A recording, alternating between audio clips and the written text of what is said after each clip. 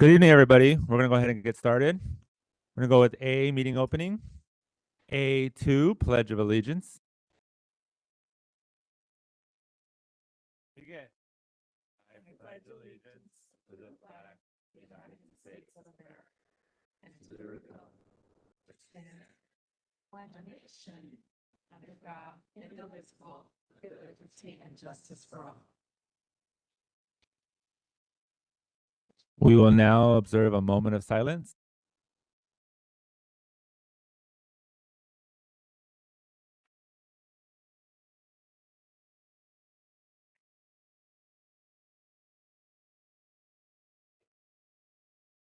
Thank you, everybody. Moving to A3, adoption of the agenda. Are there any consent agenda items that a board member would like to have discussed as an action item? Hearing none, do I have a motion that the governing board adopt the meeting agenda? I move that the governing board adopt the meeting agenda. Thank you, Mrs. Solorio. Do I have a second? I'll second. Thank you, Ms. De Ocampo. All in favor say aye. Aye. Aye. Meeting adopted. Moving to B, presentation. We have a presentation carried by Ms. Karen Stengel for our fall sports presentation.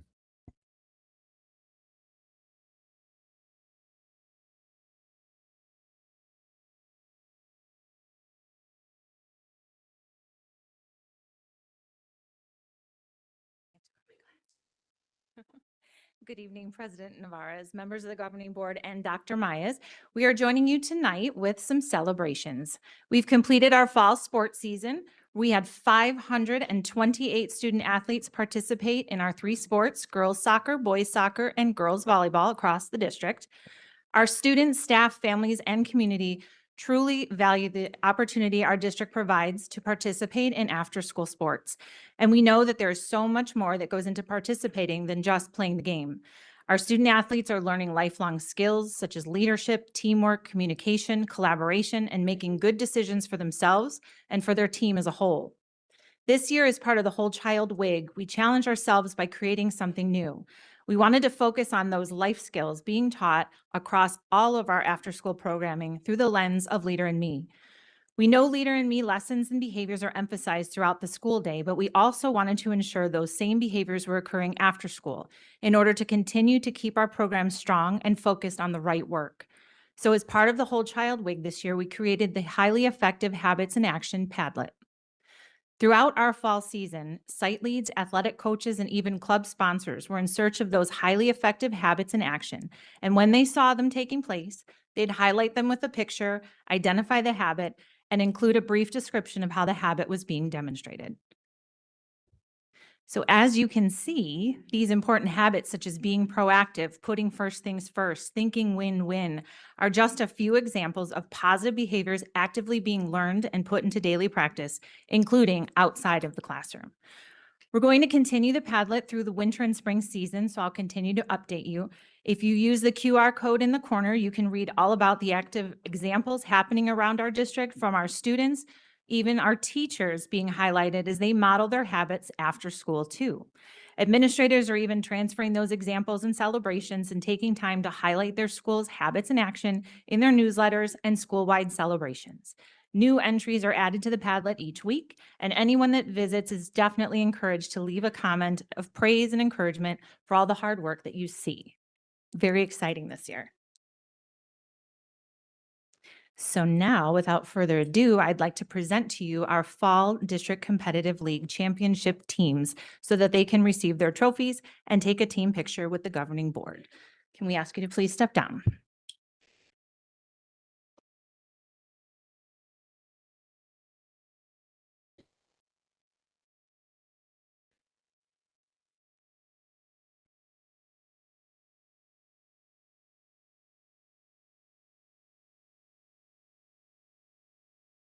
First, I'd like to introduce the District Girls Soccer Championship team. This team finished their season with an overall undefeated record of 11-0. This team is coached by Mrs. Cindy Wallner and Mr. Brian Wallner. We have the Alhambra Traditional Girls Soccer Team.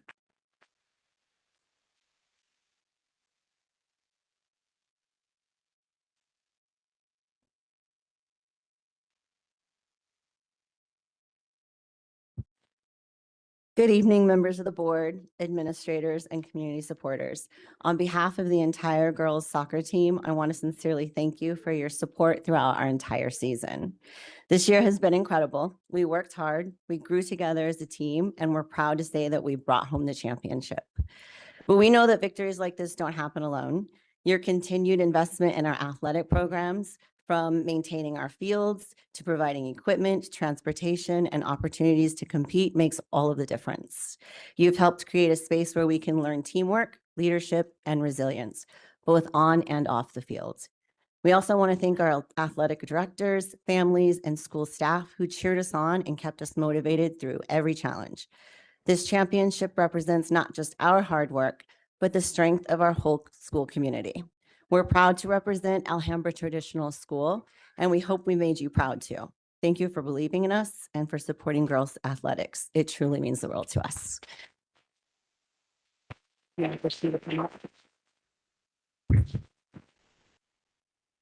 I'd like to present our two 8th grade captains that are graduating this year. They'd like to say a short thank you. Good evening, everyone. On the behalf of my team, I just wanted to say a huge thank you to our school district board for all your support this season. Winning the championship means so much to us, and it wouldn't have been possible without everything you do behind the scenes to make our program strong.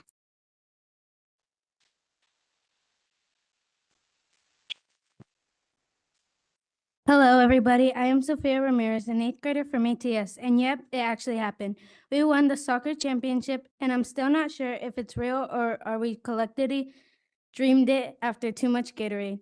First, huge shout out to our coaches, somehow managed to survive a whole season with us and deserve its own trophy. You believed in us even when our energy, let's just say, questionable during our practices. To our teammates, you are the best who showed up, worked hard, and didn't even give up if we were tired. Winning the championship isn't just about medals, it's proof that teamwork, effort, and a little chaos can actually lead to something amazing. So thank you to everyone who helped us get here. We promise to keep making you proud and maybe even start doing our homework on time now. Thank you.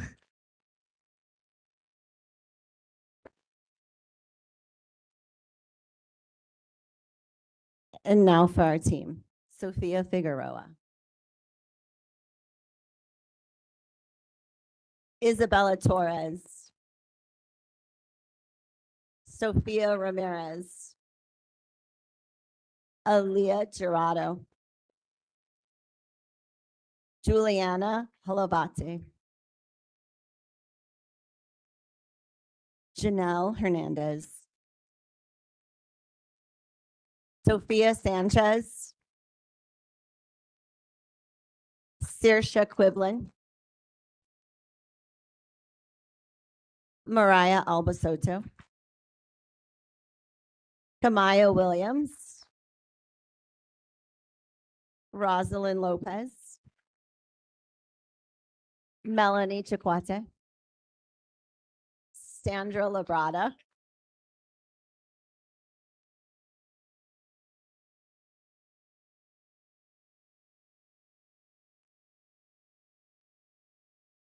And the other, Coach Wallner.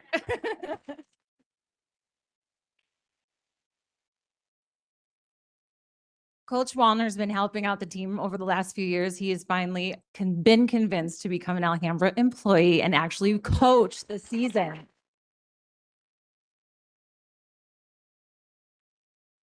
Can we ask the team to move a little closer to the table and the board and everybody so we can get a real good team picture and stay standing? Because I know there's some family members that want to grab a shot too.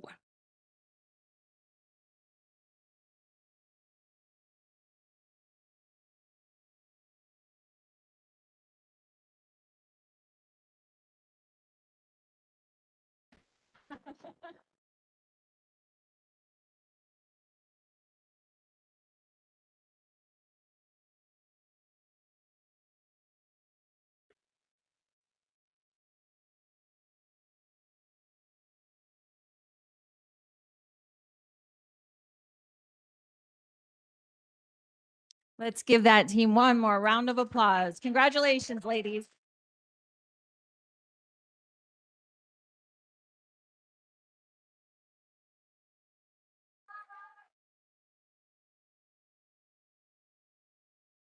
Next, I'd like to introduce the District Boys Soccer Championship team. This team finished their season 10-0-1. They will be one of the two teams representing Alhambra in the Inter-District Boys Soccer Tournament at Carl Hayden High School starting tomorrow, November 14th, with their first game at 5:30. So we wish you all good luck. This team is coached by Mr. Sean Falk. We have the Granada East Boys Soccer Team.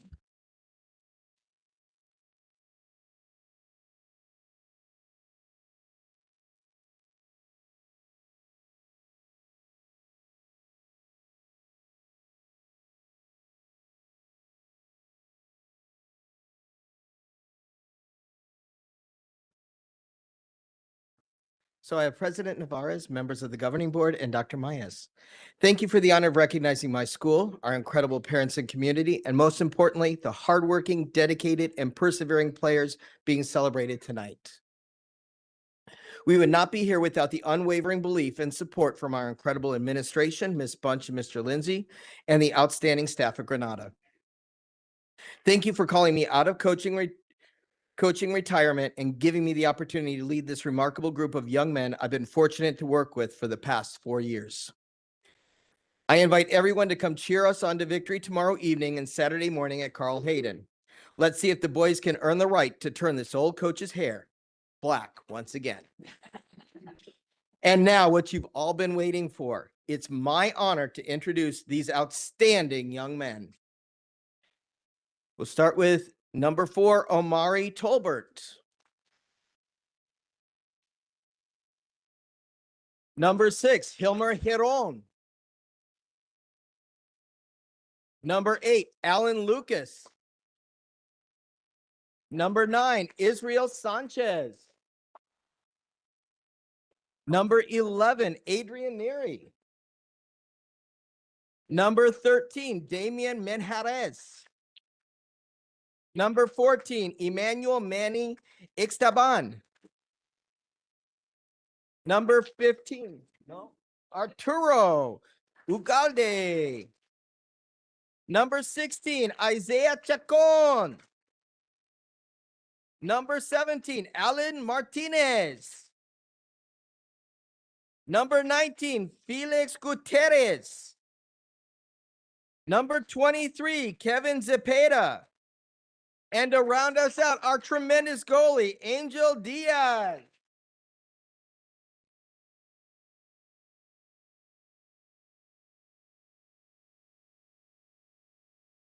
Gentlemen, if you can step to the center as well, and the governing board will give you your trophy and you can take a picture.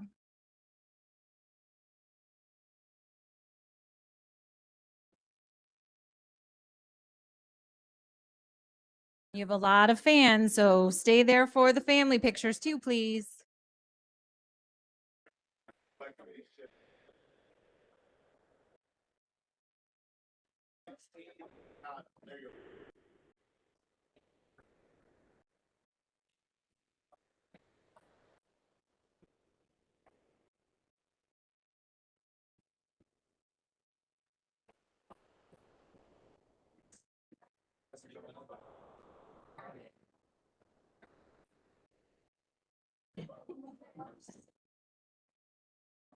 Perfect.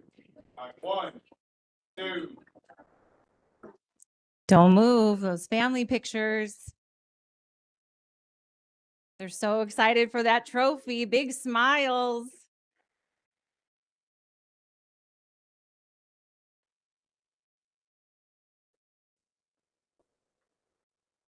One more. Let's give that team a big round of applause and a good luck tomorrow night.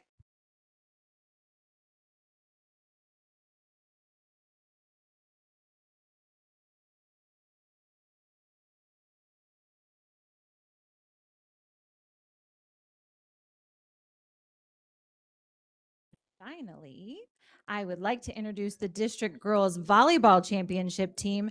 This team also finished their season with an overall undefeated record of 11-0. They will also be one of the 2 teams representing Alhambra in the interdistrict volleyball tournament at North High School starting November 21st. So we wish all of you good luck as well. This team is coached by Miss Annalisa Vargas Torres. We have the Alhambra traditional girls volleyball team.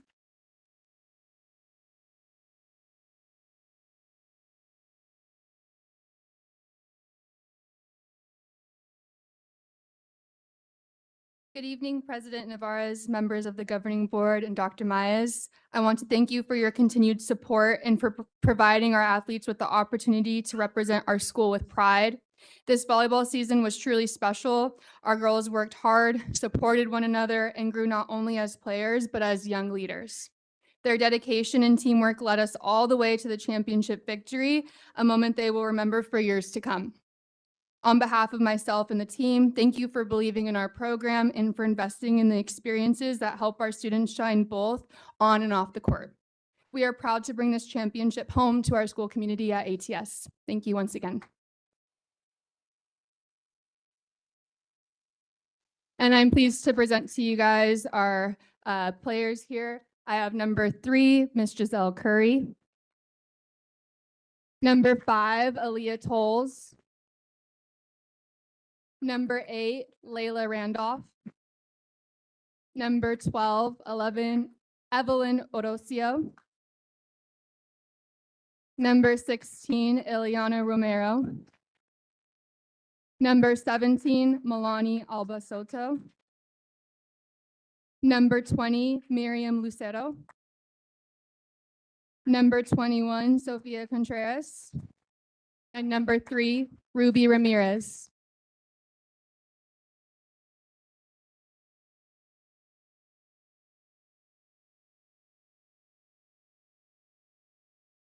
Ladies, if you can slide down to the center, please.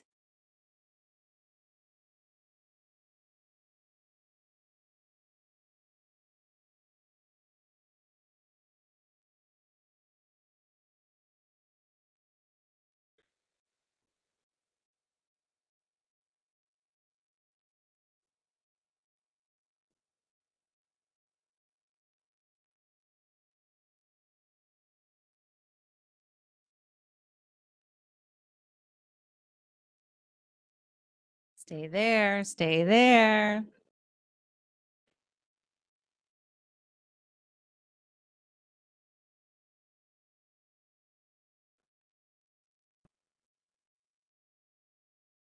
Let's give them a big round of applause and a good luck in their tournament.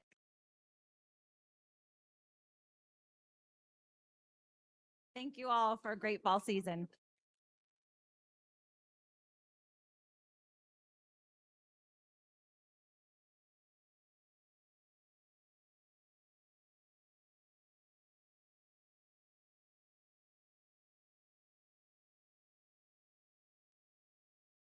All right. Thank you, Ms. Stengel, for the presentation. Just want to say a few comments before we all let you go for our break here. But just wanted to congratulate all of our athletes today. Thank you very much for just putting all the hard work and dedication for the entire season. I'm sure it was a lot of ups and downs, but clearly a lot of ups. So congratulations.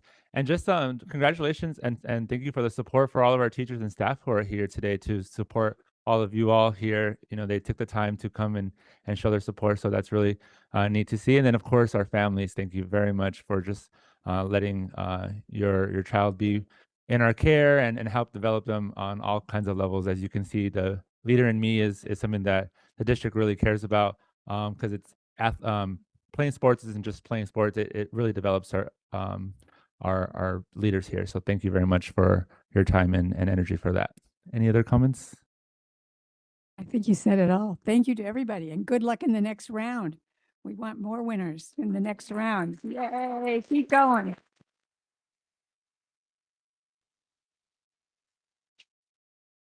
All right, so we'll go ahead and have like a 4-minute break.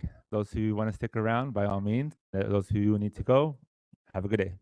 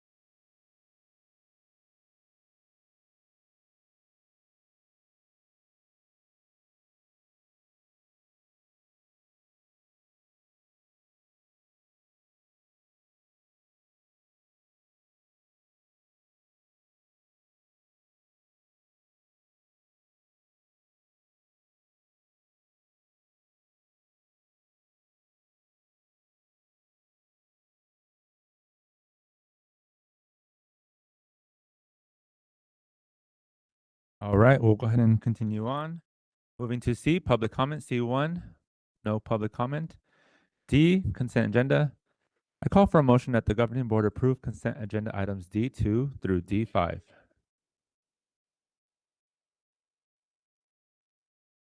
I move that the governing board approve the consent agenda items D2 through D5. Thank you, Mr. Ocampo. Do I have a second? Second. Thank you, Mrs. Solorio. All in favor, say aye. Aye. Motion passed. Moving to E, Business Department, and E1, your financial report is there for you to read. If you have any questions, you can always direct them to Mr. Coffinger. Moving to F, New Business. F1, agreement between Alhambra Elementary School District and Arizona State University College of Nursing. I call for a motion that the governing board approve the agreement between ASU's College of Nursing and AESD to provide vaccinations. I move that the governing board approve the agreement between ASU College of Nursing and AESD to provide vaccinations. Thank you, Mrs. Solorio. Do I have a second? I'll second. Thank you, Mr. Ocampo. Any discussion? What a great service to provide to our family. Excited that we are going to continue to do this. Mm-hmm. Thank you. All in favor, say aye. Aye. Motion passed. Moving to G, comments. G1, comments from the governing board members.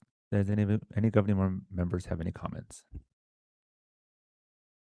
I had the opportunity to go to the student leaders and also the staff leaders. And let me tell you, those student leaders are very articulate. They knew what they wanted to talk about. They were very positive about the things that were happening on their campus. They did have a few little complaints, basically around what every kid always complains about, food in the cafeteria. Seems like that's been going on since I was a kid. But they're such an impressive group. I thank Dr. Maez for letting me join and listen to them.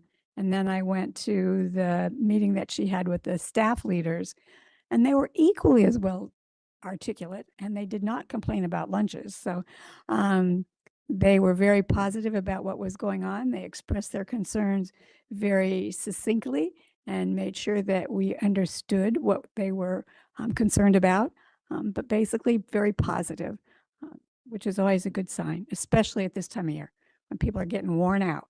So thank you for letting me be a part of those two meetings.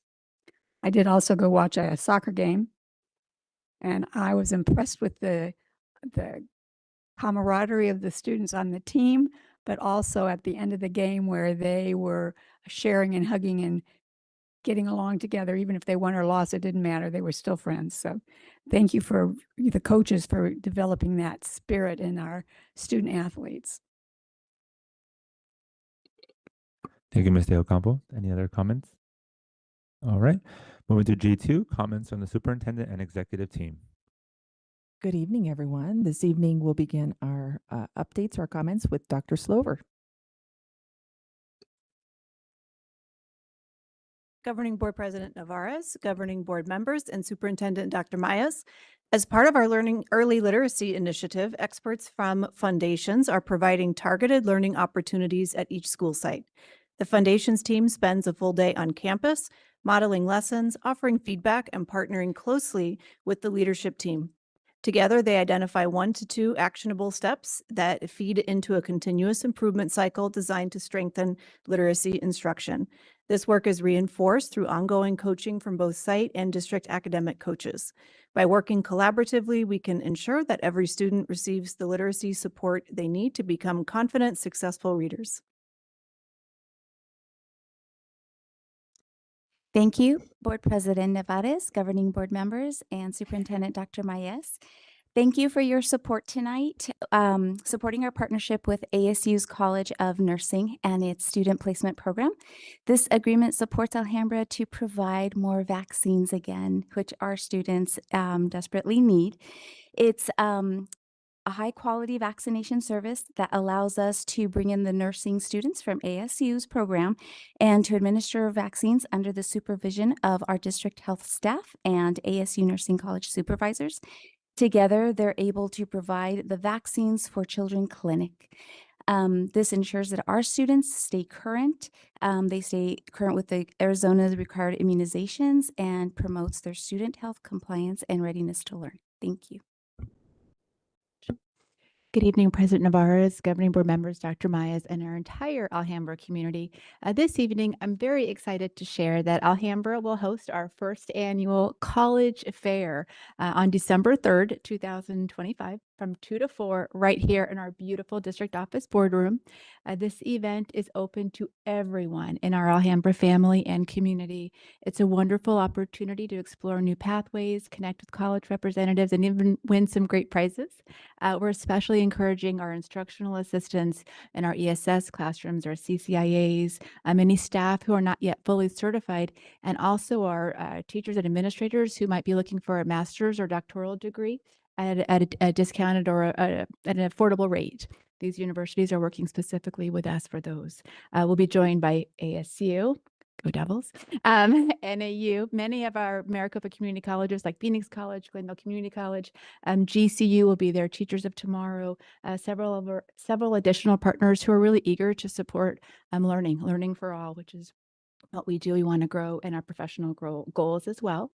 And lastly, I want to thank our American College of Education. They are co-hosting and providing some snacks and prizes. We're excited about that.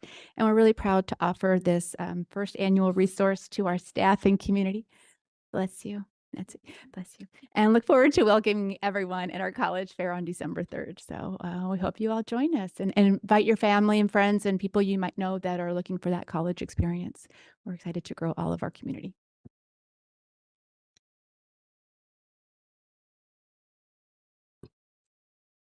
Good evening, President Navarez, members of the board, and Dr. Myers. I'd like to take a moment to recognize Angela Conklin and our federal projects team for securing an incredibly generous donation from St. Vincent de Paul. 5 full pallets of preschool through 8th grade educational activities, toys, and learning materials. And you might be thinking, flat? No, I'm talking 40 cubic feet, 5 of them. These resources will support at-home learning and family engagement throughout the district, giving parents meaningful tools to extend learning beyond the classroom. And distribution will begin this month through our December parent engagement workshops led by Lynette Wegner and her team of parent volunteer coordinators. This partnership not only supports academic readiness, but also strengthens our connection with families, and we're deeply grateful to St. Vincent de Paul for their ongoing partnership and commitment to Alhambra's children. Their support truly embodies what it means to be united in purpose and committed to excellence. Good evening, Alhambra family, to our governing board president, our governing board members, and Dr. Myers.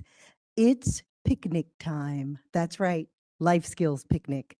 We're excited to be a part of the Life Skills Picnic again this year in collaboration with various youth-focused nonprofit organizations. Phoenix Rotary 100 is offering the Critical Life Skills Picnic training to middle schoolers, high schoolers, and college students at my favorite registration fee, free. That's right. On this glorious Saturday, and I love that. That's the way they framed it on their flyer. On this glorious Saturday morning coming up at the Indian Still Park here in Phoenix, our CSWs, our ESS department staff will chaperone a busload of eager students who are ready to engage in courses like health, financial literacy, practical life skills, communication skills, and college and career readiness. We're excited to be a part of the big picnic this weekend. Thank you. Thank you all for sharing some of the exciting things going on throughout our district. We really do have a lot to be proud of.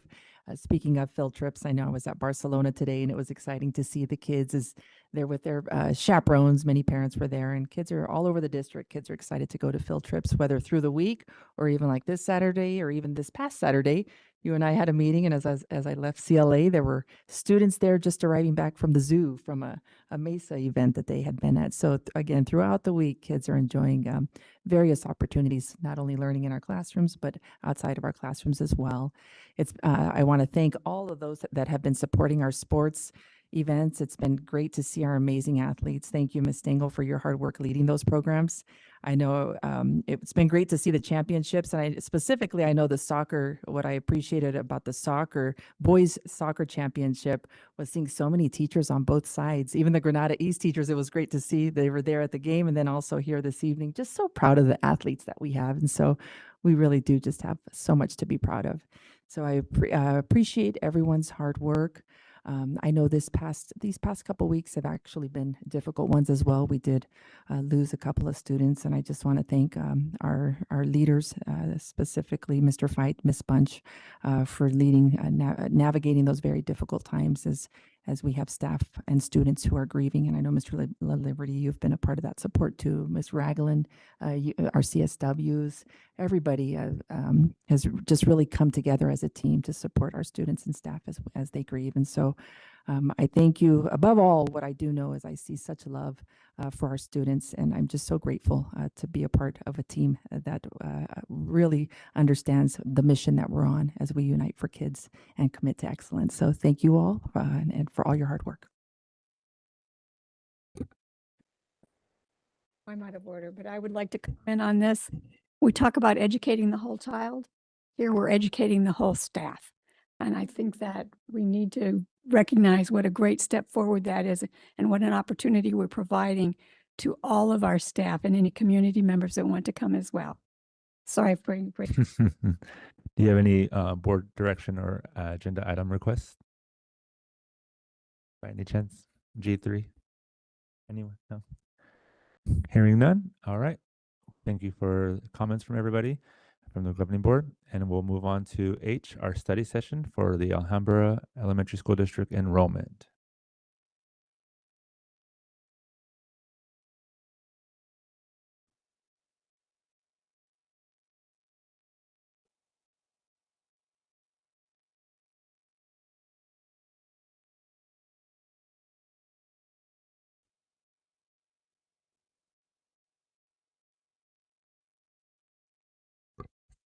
Thank you, Ms. Bilyeu.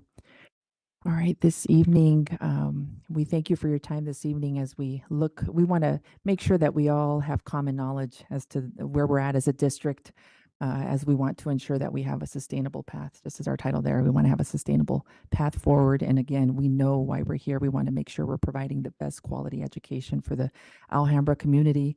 And we recognize the fact that we have declining enrollment. And so we want to take a close look at that and understand what's going on in our district.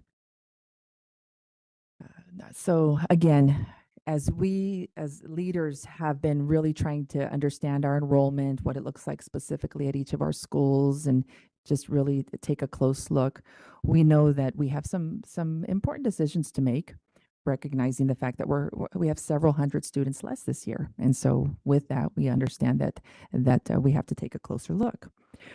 We want to ensure that with all the decisions that we need to make, that we are very clear that our students are at the center of every decision. And so we're keeping that in mind as we take a close look, because we want to provide the best education for our kids. As we take a look at our data, as we take a look at the current reality in the nation, the state, specifically in Alhambra, we recognize it also presents as an opportunity. We want to take a closer look at our programming to see, again, how we can ensure that we're providing the best programming in all that we do. We know that we're trusted with valuable resources as taxpayers trust us. And so we want to make sure that we're optimizing and making the best decisions there on how we use our resources, that we're good financial stewards of the resources that we're trusted with. And again, we just saw our room filled with family and community, and we know that they trust us, and we want to ensure that we're making the best decisions. And we just, again, seeing the excitement and all the great things going on in our district, we know that we've got a bright future going forward, and we want to be able to sustain that. So again, we appreciate this opportunity to take a closer look together. And now, Ms. Bill, you will help us dig deeper into that closer look. Thank you. Or no, Mr. Camino, sorry.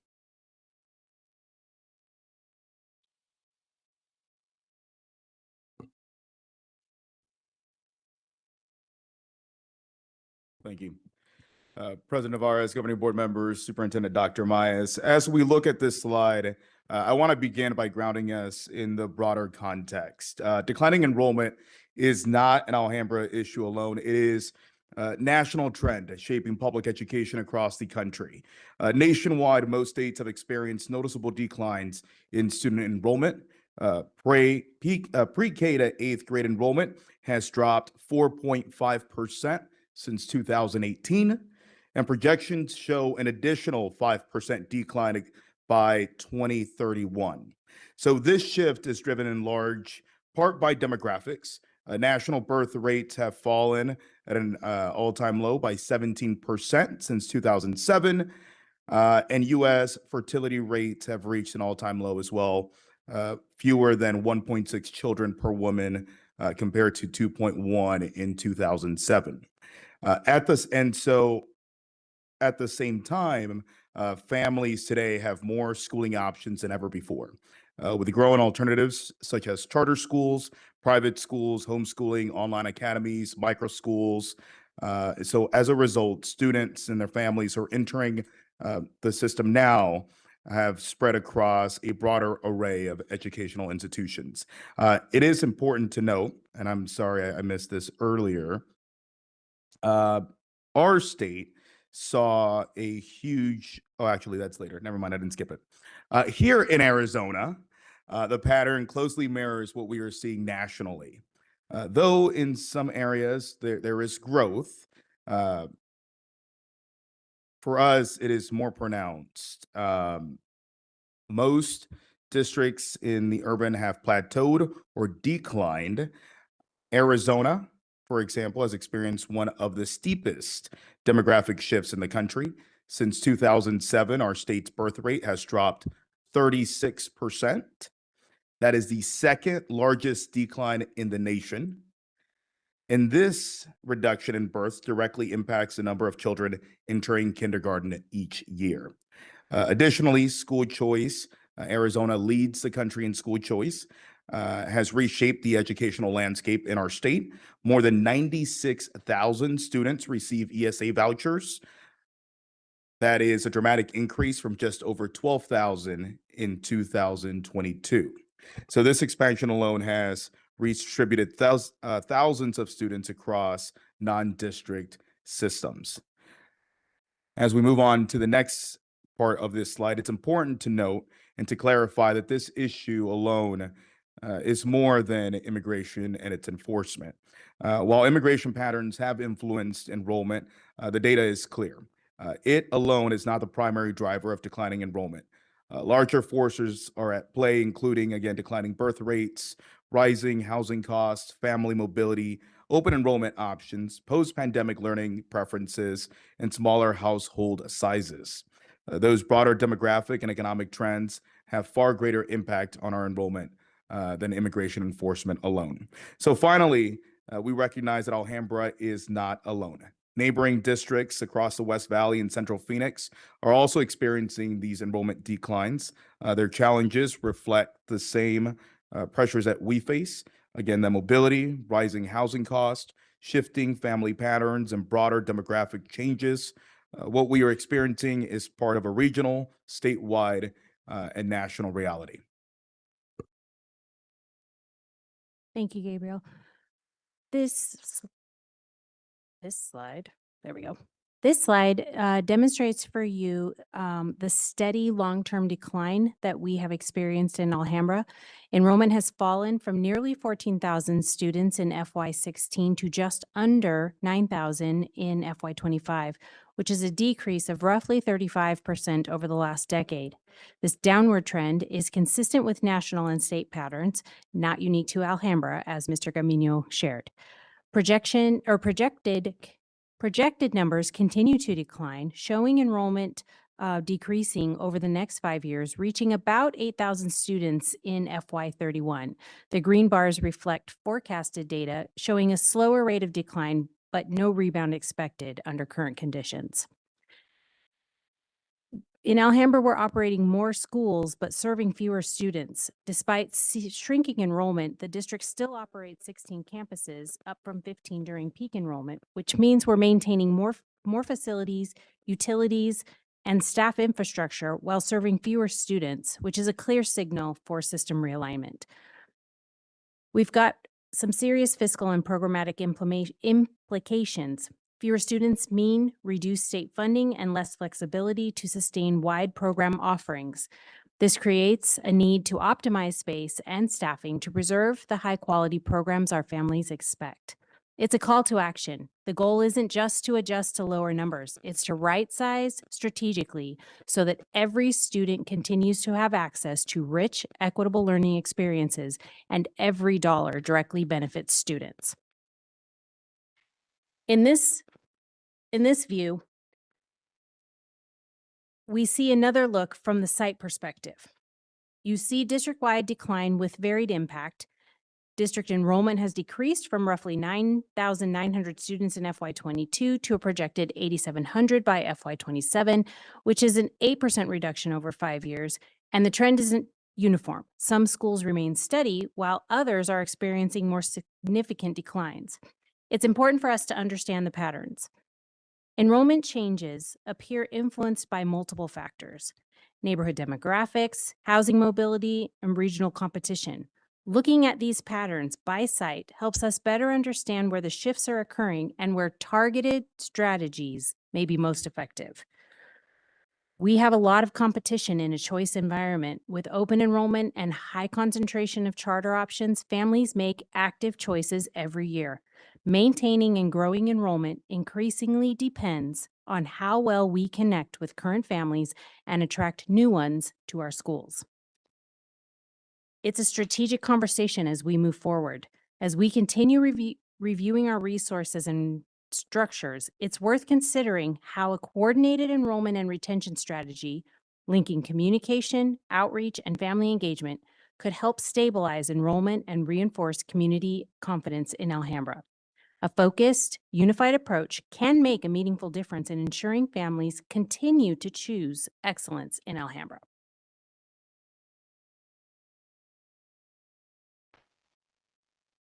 As we examine the financial picture by school, it's important to look beyond the enrollment numbers and consider how funding and expenses align with where students are served.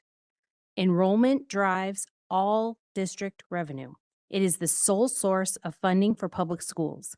That revenue is designed to cover the full cost of educating each student, including both site-level expenses, such as staffing and materials, and district-level expenses, such as transportation, maintenance, curriculum, and technology.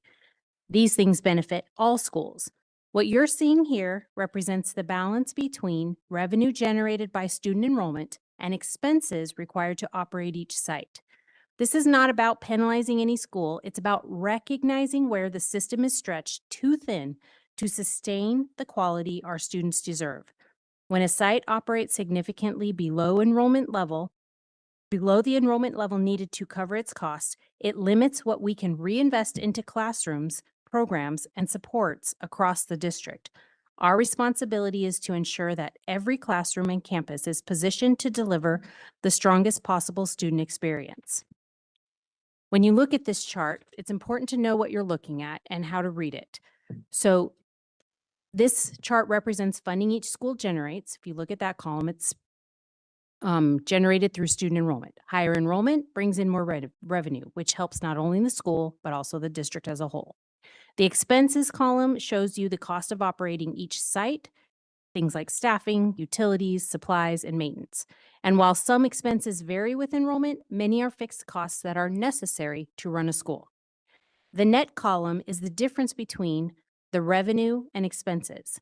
When you see a negative number, that actually means that the school's revenue exceeds its expenses. So that school is financially sustaining itself and helping support district-wide services like transportation, maintenance, technology, and curriculum support. A positive number means that the school's expenses are higher than its revenue, indicating that it's operating at a deficit and requires district subsidy to stay open. It's important to read this chart carefully because in this case, a negative number is actually a positive indicator. When a school's revenue exceeds the district's expenses, the difference helps us sustain our shared systems that support all schools. And most of our schools are operating close to that balance point. There are a few operating at levels where costs exceed the revenue they generate. And those outliers place pressure on our overall system, reducing what's available to reinvest in students district-wide. We good so far? Moving on. Does anybody have any questions so far? Just want to check in. Quick question. So this is the first time I've seen like the budget broken down in this format. Typically it's like the district-wide budget, and like the end numbers are different, right? In terms of our budget, we don't actually have like an $18 million reserve or like. No, yes, and I appreciate you bringing that up because that could be a misconception. That $18 million is what supports these infrastructures, the shared resources. So there's not $18 million sitting around waiting for us to do something with. That $18 million runs the buses every day, keeps the lights on at district office, pays for all of the maintenance and grounds people, things like that. The Yeah. shared district resources.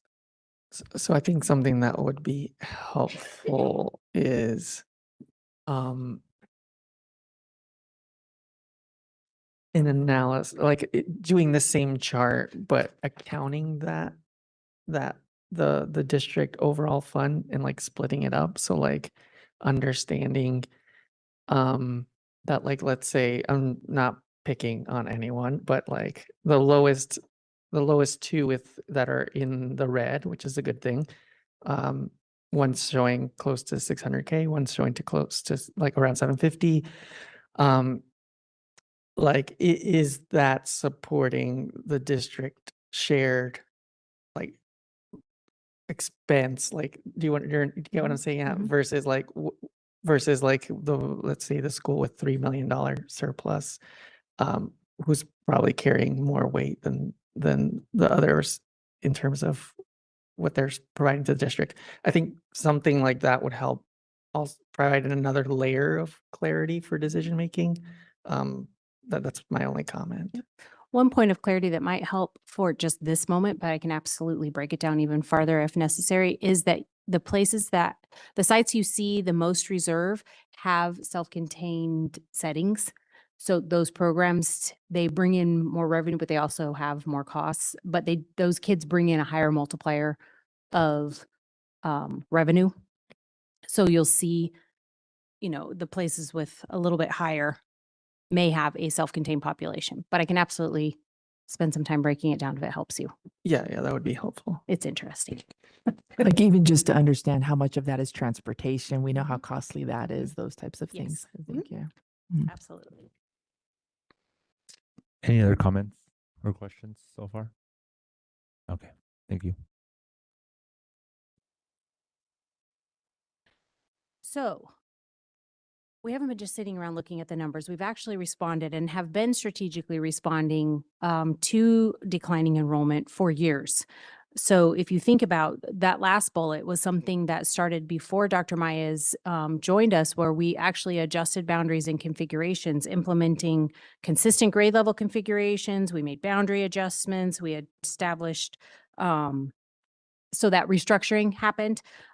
We've also looked at thresholds to guide long-term facility planning and programming so that we are very cyclical in the things we do and we get economy of scale when we are responding to things. Things as simple as systemizing, like centralizing paper towels and toilet paper. We've made decisions like that so that we're not responding to things with preference. We're actually getting economy of scale in the things we know we need. So different strategies like that. We've also optimized the use of our space where we've locked out and repurposed underutilized classrooms because there's no reason for them to be sitting empty and drawing energy. We've strategically located programs based on available space and student need. And when you look at that system of resources and revenue, you want to see schools operating with manageable variances so that they are close to breaking even. And so these strategies help us do that. We've restructured systems for efficiency, aligned staffing to enrollment, lots of strategies where we continue to respond to declining enrollment on the daily. So a strategic question for us to consider is, as we continue to prepare for future decisions, what we need to continue asking ourselves is, how do we best align our facilities and resources so that every student benefits fully from the district's investment?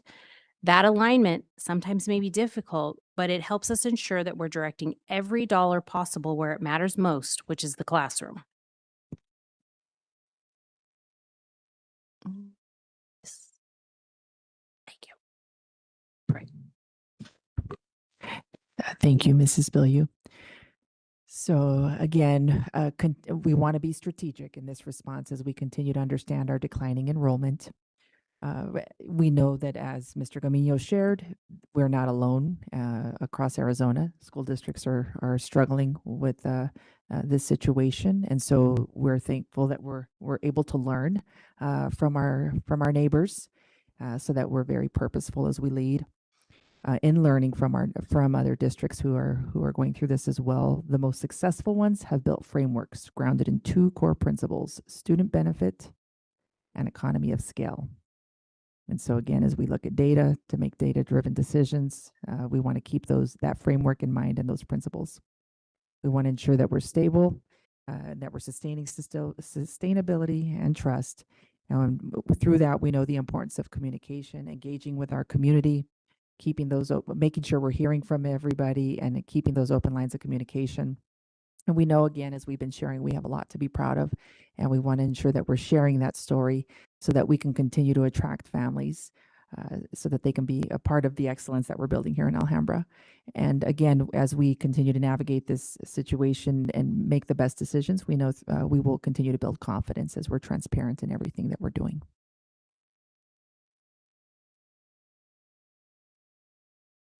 We've got some guiding questions that will keep us focused. So our guiding questions are: how do we ensure every decision protects and strengthens Alhambra and Alhambra's future? How do we align our facilities, our staffing, our programs to sustain quality and equity? Again, communication, we know that's important. And so continually asking ourselves what communication and engagement strategies we'll use so that we continue to build confidence and trust as we navigate ahead. And then lastly, making sure we ask, how do we continue to balance the student experience, as Ms. Bilyeu was mentioning, wanting to ensure we keep in mind that student experience with our long-term financial responsibility. So again, those are the questions that will be guiding us as we ensure that we maximize every dollar that we have during declining enrollment. Here you have our next steps. Were there comments? Sure. Anybody had any questions so far? Okay. So again, we wanted to share this data with you to begin thinking and as a community thinking with the timeline we're presenting here, with this first study session today and our focus with students being at the center. And then next, we plan to continue gathering data, continue gathering feedback from all stakeholders so that we can inform some clear recommendations to the governing board. We'd like to then have a study session in December 11th, aligned to our next governing board meeting, where we review our findings from the data that we'll continue to gather, and where we gather more feedback to discuss further insights and refine our priorities and shape our final recommendation to the board. So that's our timeline that we'll be working off of.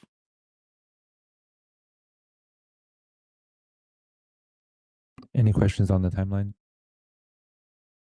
And just so I understand, just December 11th is just where we're at, right? What the next step is, but there's probably going to be additional features. Yeah. So from now till then, so we plan to discuss this again here, with the public. And so from now till then, we'll be gathering more data. So continuing to determine ways to gather feedback from stakeholders, numbers, even clarity, as Mr. Solorio had mentioned. So all, just looking at all the data we have available to be able to bring some recommendations to the board. I just had a quick comment, maybe question. One of the things that I took from your looking ahead question is what communication and engagement strategies. I definitely am interested in what you all uncover with the type of engagement that you all do. And then I would be curious to know, who responded to these engagement points, how many, and perhaps if families who typically aren't involved got involved. That would be nice to hear too.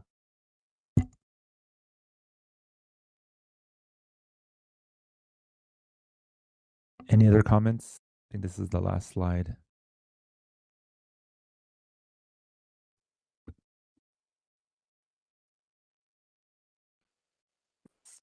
Step 2 is gathering data and stakeholder feedback.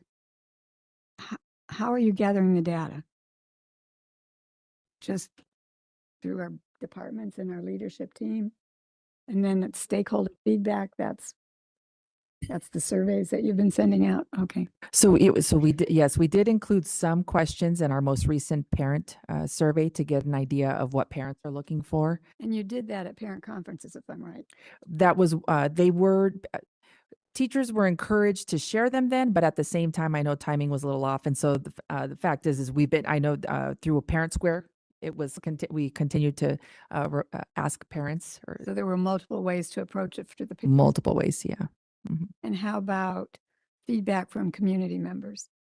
And so the plan is to, one place that I have found, I appreciate Mr. Navarro's question regarding how we're making sure to communicate with families that we wouldn't typically communicate with. And so I know one way that I have found to be successful is I've noticed that a lot of parents are at the bus stops with our kids. Mhm. And so that's one way that I've been most recently enjoying connecting with our parents, and I plan to do more of that. I also plan to, we have parent coffees, we have various ways to communicate with parents in that way. So different events where we can get input. And then, so I know right now that's the plan, and also surveys. I plan to go to some of our schools. We have some schools that you saw from the data that have more declining enrollment than others.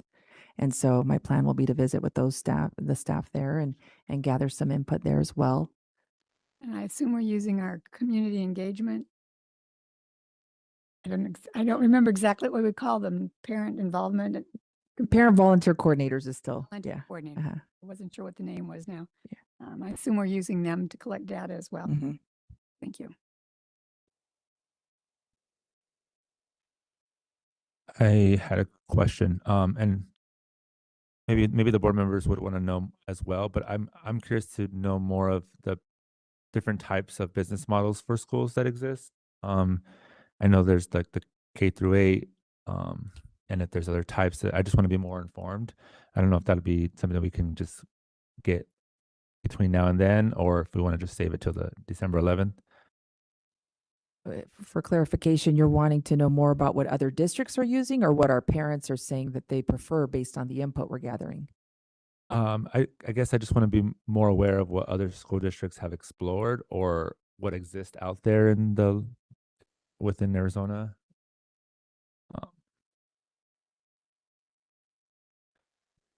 Like I know we have our neighborhood schools or choice schools, so there's different types. I just want to know if there's just others.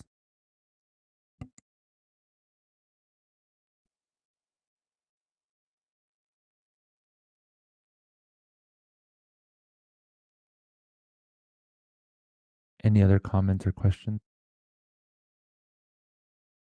Okay, there's no more at this time. Thank you all. All right, so we'll go ahead and move along, but just a reminder, the next study session will be December 11th. So prepare for that. Meeting closing, next board meeting will be December 12th. Calendar events, our board retreat is next Tuesday here at 5 p.m. in this boardroom. And then everybody who's celebrating, enjoy your Thanksgiving holiday break, the 26th to the 28th. And now we have the adjournment. So do I have a motion to adjourn? To adjourn. Thank you, Mrs. Solorio. Do I have a second? I'll second. Thank you, Ms. Ocampo. All in favor, say aye. Aye. Aye. Meeting adjourned.